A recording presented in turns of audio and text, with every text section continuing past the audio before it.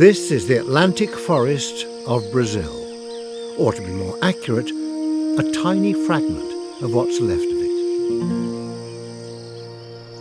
Reduced to just 7% of its original size, the last pockets like this one are incredibly important.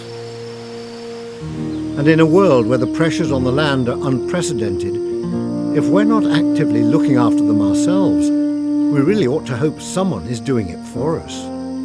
And that's why I want to introduce you to Regua, a forest reserve just 100 kilometers from Rio that's protecting the incredibly intricate and complex ecosystem that is a rainforest. Every plant and creature here is linked, connected. There are thousands of species we're still yet to discover, and together they all make up the living, breathing, pulsating forest.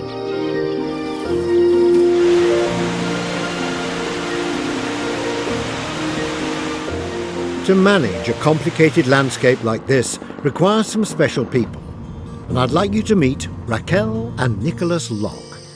They've dedicated their lives to looking after nature, and their goodwill and enthusiasm is contagious. Which is just as well, as they can't do it alone.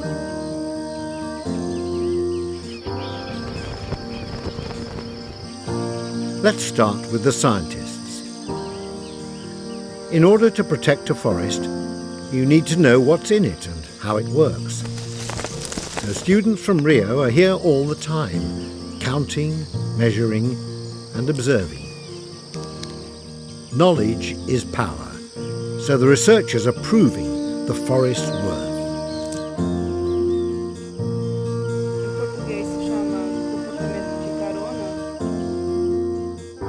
Adilei is a ranger. He has the sharpest eyes in the forest, and he used to be a hunter.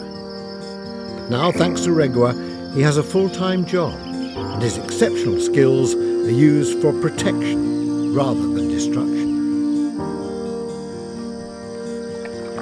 He's also got himself a reputation as being one of the best bird guides in South America, and he helps the tourists who visit the reserve on their quest for wildlife. It's a veritable hotspot here, so if you want to experience it yourself, there's a lodge to stay in and 470 species of bird to point your binoculars at.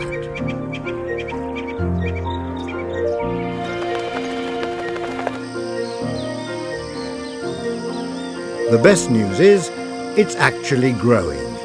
Nicholas and his team have planted 280,000 trees already. And they've got plans for 90,000 more this year alone. Mauricio collects seeds from the forest. And green-fingered Marley grows them on in the nursery. Then, when they're strong enough, they're planted out on hills degraded by years of agriculture, and the recovery can begin. Each tree is protected forever. And the children are coming to learn, enjoy and appreciate the natural world that will one day be theirs to take care of. I see the change as they're walking, and it's so rewarding to see that children come not exactly knowing what they're expecting, but the excitement when they see frogs, when they see capybaras and the odd cayman diving into the water. It's a feeling of happiness. I feel that children and youngsters somehow discover happiness in witnessing this miracle of life. These are the future guardians of the forest, but the present is down to us. If we want better soils, if we want clean air, if we want quality water, we have to restore forests. We have to plant more trees. This is how nature works. Like Nicholas says, without the forest, we'll live on a dried-up old rock, and there won't be a lot to love about the world. But it's love that runs Regua. Love combined with passion, commitment, dedication, and above all, belief that this precious pocket of Atlantic rainforest is already making a difference.